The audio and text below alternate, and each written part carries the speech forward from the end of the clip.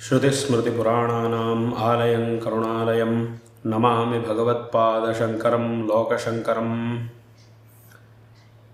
ఇవాల్టి రోజున పరమ పవిత్రమైనటువంటి ఉగాది పండగ అంటే మన యొక్క అనాది కాల సనాతన ధర్మం అనేది ఏదైతే ఉందో ఈ అత్యంత ఉత్కృష్టమైనటువంటి సనాతన ధర్మము మనకి చెప్పినటువంటి అత్యంత అద్భుతమైన కాలగణనలో నూతన సంవత్సరం యొక్క ప్రారంభం అనేది ఇవాల్టి రోజు నుంచి జరుగుతూ ఉన్నది. ఈ కాలం అనేటటువంటిది మనిషి యొక్క శ్రేయస్సులోనూ శ్రేయస్సు కోసం ఆచరించవలసినటువంటి ధార్మిక కార్యక్రమంలో మరియు లౌకికమైనటువంటి వ్యవహారాల్లోనూ ఎంతో ముఖ్యమైనటువంటి పాత్రని పోషిస్తూ ఉంటుంది. అందులోనూ లౌకికమైనటువంటి వ్యవహారాలు పనుల కంటే ధార్మికమైనటువంటి సాధనలు అనుష్ఠానాలు ఇవన్నీ కూడా ఏవైతే ఉన్నాయో ఇవి అత్యంత శ్రేష్టములు. ఎందువల్ల అనంటే ఈ ధార్మికమైనటువంటి ఆచరణల వల్ల మనం విశేషమైనటువంటి శ్రేయస్సుని పొందగలుగుతాం. మనకి విశేషమైనటువంటి శ్రేయస్సుని కలుగజేసేవే ఈ ధార్మికమైనటువంటి అనుష్ఠానములు. ఇటువంటి ధార్మికమైన అనుష్ఠానములని ఆచరించే విషయంలో కాలం అనేది చాలా ప్రాశస్త్యాన్ని పొంది ఉన్నది. ఆయా కాలం ప్రకారం మనం ధార్మికమైనటువంటి ఆచరణలను చెయ్యాలి. అటువంటి ఆచరణలని చేయడంలో ఇవాల్టి రోజు అనేది ఉగాది చాలా ముఖ్యమైనటువంటిది. ఒక సంవత్సరం పూర్తయ్యి మరొక సంవత్సరం ఇవాల్టి రోజు నుంచి ప్రారంభమవుతూ ఉన్నది. అందులోనూ ఈ సంవత్సరం పరాభవనామ సంవత్సరం సంవత్సర ఆరంభం ఇవాల్టి రోజున ప్రారంభమవుతూ ఉన్నది. క్రిందటి విశ్వావసునామ సంవత్సరం పూర్తయి పరాభవనామ సంవత్సరం ఇవాల్టి రోజు నుంచి ప్రారంభమవుతూ ఉన్నది. ఈ పరాభవ నామ సంవత్సరంలో సమస్త ఆస్తిక భక్త మహాజనులందరికీ కూడా సకల శ్రేయస్సులు లభించాలి. మన యొక్క ఈ ధర్మం, ఈ సనాతన హిందూ ధర్మం అనేది ఏదైతే ఉందో ఇది ఇంకా ఇంకా విశేషమైనటువంటి వృద్ధిని పొంది ఈ ధర్మాన్ని అనుసరించేటటువంటి సమస్తులకు సకల విధమైనటువంటి శ్రేయస్సులు చేకూరాలి అని ఈ సందర్భంలో శ్రీ శారదా చంద్రమౌళీశ్వరులను మరియు పరమపూజ్యులైనటువంటి మా గురువరేణ్యులు ఈ దక్షిణాంనాయ శృంగేరి శారదా పీఠం యొక్క ప్రస్తుత అధిపతులు జగద్గురు శ్రీ శ్రీ భారతీ తీర్థ మహాస్వామి వారిని ప్రార్థిస్తూ అందరికీ కూడా మా యొక్క ఆశీర్వాదాలని తెలియజేస్తూ ఉన్నాం. ఈ సందర్భంలో అందరూ కూడా గమనించవలసినటువంటి చాలా ముఖ్యమైన విషయం అనంటే అది మన యొక్క ఈ సనాతన ధర్మం. ఈ వైదిక సనాతన ధర్మం అనేది ఏదైతే ఉందో ఈ పరంపరలో జన్మించినటువంటి వాళ్ళం మనందరం కూడా. కాబట్టి ఈ ధర్మాన్ని ఎల్లప్పుడూ కూడా కాపాడుకుంటూ ఆచరిస్తూ ఎన్ని లౌకికమైనటువంటి వ్యవహారములు పనులు ఏమున్నా కూడా అవన్నీ కూడా వాటిని చేయవలసినటువంటి సమయంలో వాటిని చక్కగా చేయాలి. అదేవిధంగా వాటితో పాటు ఈ ధర్మాన్ని కూడా చక్కగా ఆచరించాలి. ఆచరించి ఈ జీవితాన్ని అందరూ కూడా సార్థకపరుచుకోవాలి. ఇది చాలా చాలా ముఖ్యమైనటువంటి విషయం.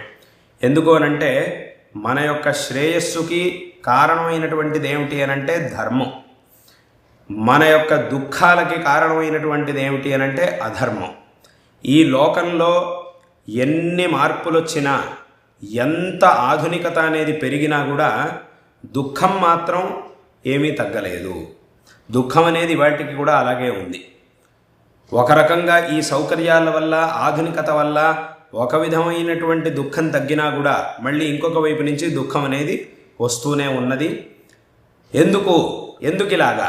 మరి ఇన్ని సౌకర్యాల్ని కనిపెట్టినప్పుడు దుఃఖం అనేది సంపూర్ణంగా తగ్గిపోవాలి కదా, ఎందుకు తగ్గలేదు అనంటే ఇక్కడ మనం తెలుసుకోవాల్సినటువంటి విషయం, సౌకర్యాల్ని ఎన్ని మనం కనుక్కున్నా తయారు చేసినా కూడా దుఃఖం యొక్క మూలం అనేది ఏదైతే ఉందో అది అలాగే మిగిలిపోయింది.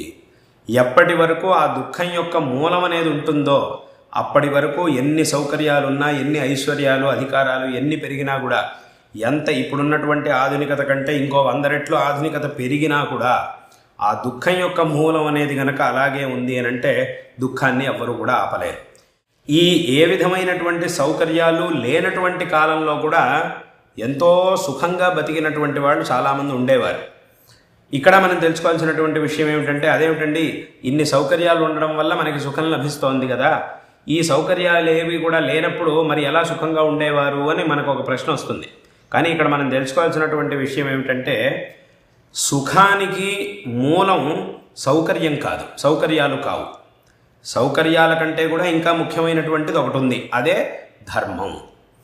ధర్మం అనేది ఉన్నంత వరకు ఎటువంటి పరిస్థితిలో మనం ఉన్నా కూడా సుఖంగా ఉండగలుగుతాం. ఈ సౌకర్యాలు ఉన్నా లేకపోయినా మన దగ్గర ధర్మం అనేది ఉన్నది అని అంటే మనం ఎక్కడున్నా కూడా చక్కగా సుఖంగా ఉండగలుగుతాం. కాబట్టి సుఖానికి, శ్రేయస్సుకి మూలం ఏది అని అంటే ధర్మం. దుఃఖానికి మూలం ఏది అని అంటే అధర్మం. కాబట్టి ఆ ధర్మం ఉన్నంత వరకు సుఖం అనేది ఉండనే ఉంటుంది, అధర్మం ఉన్నంత వరకు దుఃఖం అనేది ఉండనే ఉంటుంది, అది ఎక్కడికి కూడా పోదు. కాబట్టి ఇక్కడ ఈ ప్రపంచంలో ఎన్ని మార్పులు వచ్చినా, ఎంత ఆధునికత అనేది పెరిగినా కూడా ఈ రెండు ఉన్నంతకాలం సుఖ దుఃఖాలు అనేవి లోకంలో ఉండనే ఉంటాయి. కాబట్టి మనకి సుఖం కావాలి అంటే, మనకి శ్రేయస్సు అనేది లభించాలి అనంటే దానికి తప్పకుండా మనం ధర్మాచరణని చెయ్యాలి. మనకి దుఃఖం అనేది రాకూడదు అనంటే అధర్మాన్ని త్యజించాలి అనేటటువంటి మాట ఏదైతే ఉందో ఇది మాత్రం ఎప్పటికీ మారదు. ఇప్పుడు కాదు, ఇంకో 100 సంవత్సరాలైనా, ఇంకో 100 రెట్లు ఆధునికతలు, సౌకర్యాలు పెరిగినా, ఇంకా ఎక్కడెక్కడికో మనిషి అభివృద్ధి చెందినా కూడా ఈ విషయాలు మాత్రం ఎప్పటికీ కూడా మారవు అనేటటువంటి విషయాన్ని అందరూ కూడా చక్కగా తెలుసుకోవాలి. కాబట్టి అటువంటి గొప్ప సనాతన ధర్మాన్ని అందరూ కూడా చక్కగా ఆచరించాలి. దీని యొక్క అభివృద్ధికి, దీని యొక్క సంరక్షణకి అందరూ కూడా సంసిద్ధులు కావాలి అనేటటువంటి విషయాన్ని ఈ సందర్భంలో అందరికీ కూడా తెలియజేస్తూ ఉన్నాం. ఇవాటి రోజున ఎంతోమంది ఎన్నో రకాలుగా ఈ ధర్మాన్ని ఎలాగైనా సరే వినాశనం చెయ్యాలి అని ఎంతో ప్రయత్నిస్తూ ఉన్నారు. కానీ ఆ ప్రయత్నాలన్నింటినీ కూడా తిప్పికొట్టాలి. ఆ ప్రయత్నాలకి మన ధర్మం అనేది లోను కాకూడదు. ఈ ధర్మం అనేటటువంటిది ఎప్పుడూ కూడా ఉత్తమమైనటువంటి స్థితిలో ఉండేలాగా చూసుకోవడం అనేది అందరి యొక్క బాధ్యత. ఈ ధర్మం అనేది చక్కగా ఉన్నప్పుడు అందరూ కూడా చక్కగా ఉండగలుగుతారు. కాబట్టి ఈ విషయాల్ని అందరూ కూడా చక్కగా తెలుసుకోవాలి.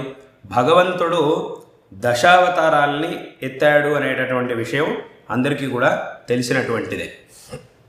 ఈ దశావతారాల్ని కనుక మనం చూస్తే ఒక్కొక్క అవతారంలోనూ ఒక్కొక్క తత్వం మనకి కనబడుతుంది. ఒక్కొక్క అవతారంలోనూ ఆ భగవంతుడి యొక్క స్వభావం, ఆ పరమాత్మ యొక్క తత్వం అవన్నీ కూడా మనకి రకరకాలుగా ఉంటాయి. ఒక అవతారం ఉన్నట్టుగా ఇంకో అవతారం ఉండదు. ఎందుకు ఇలాగా అనంటే, భగవంతుడు ఏ సందర్భంలో ఏ రకంగా ఈ ధర్మానికి సంకష్టం అనేది ఏర్పడిందో ఆ సందర్భంలో ఆ రకానికి ఏ స్థితిలో అయితే మన ధర్మం, ఏ విధమైనటువంటి ఇబ్బంది మన ధర్మానికి వచ్చిందో దానికి తగినటువంటి రూపాన్ని, అవతారాన్ని భగవంతుడు ధరించి ఆ సమయానికి కావాల్సినట్టుగా ధర్మాన్ని భగవంతుడు కాపాడి మనకి ఇచ్చాడు. అంటే ఒకసారి రాముడిలాగా ఉండవలసి వచ్చింది, ఒకసారి కృష్ణుడిలాగా ఉండవలసి వచ్చింది, ఒకసారి నరసింహస్వామిలాగా ఉండాల్సి వచ్చింది, ఒకసారి పరశురామావతారం ఎత్తాల్సి వచ్చింది, ఒకసారి వామనావతారం ఎత్తాల్సి వచ్చింది.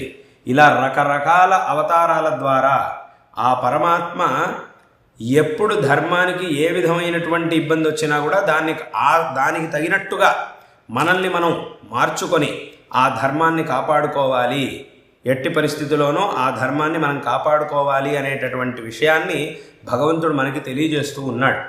కాబట్టి ఒక్కోసారి ఆ నరసింహతత్వాన్ని మనం అనుసంధానం చేసుకోవాలి అని అంటే తప్పకుండా అలాగే చెయ్యాలి.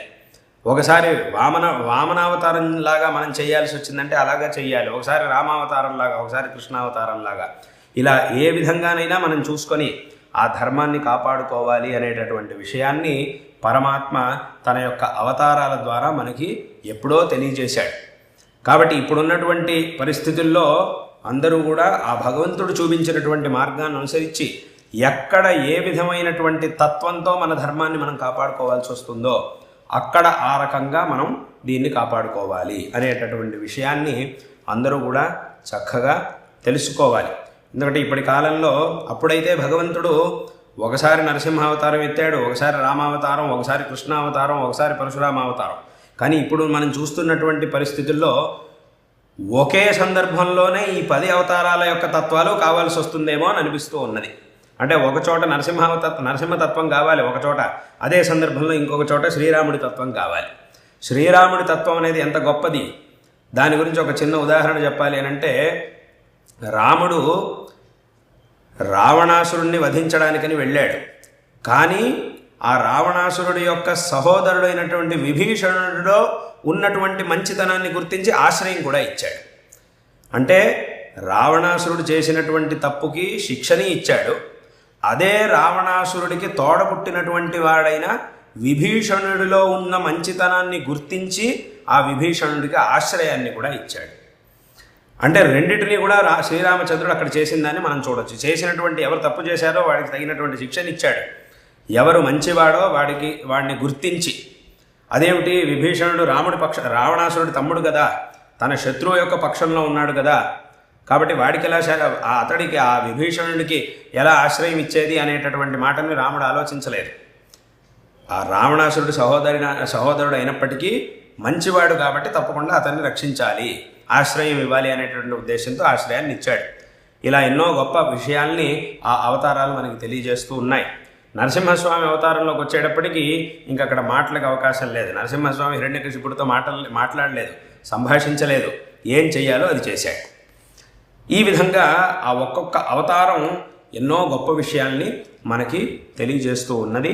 కాబట్టి ఈ రకంగా అంటే ఇప్పుడు కాలంలో మనం చూస్తున్నటువంటి పరిస్థితుల్లో ఒకసారి శ్రీకృష్ణుడి తత్వం కావాలి, ఒకసారి శ్రీరాముడి తత్వం కావాలి, ఒకసారి నరసింహస్వామి తత్వం కావాలి, కొన్ని చోట్ల వామనావతారం యొక్క తత్వం మనకి కావాలి. ఇలా ఇన్ని రకాలుగా కాపాడుకుంటేనే ఈ ధర్మం యొక్క రక్షణ అనేది సాధ్యపడుతుంది అని తప్పకుండా మనందరం తెలుసుకోవాలి.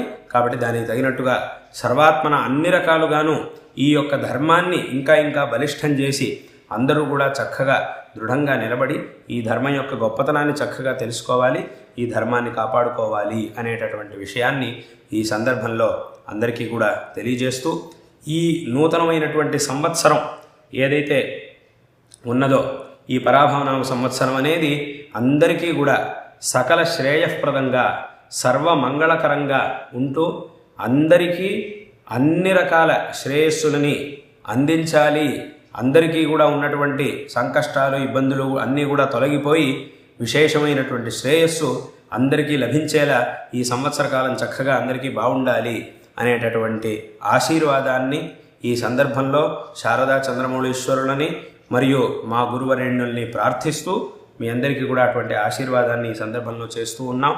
అందరికీ కూడా మరొక మారు ఈ సందర్భంలో మా యొక్క నారాయణ స్మరణ పూర్వక ఆశీర్వాదాల్ని తెలియజేస్తూ ఉన్నాం.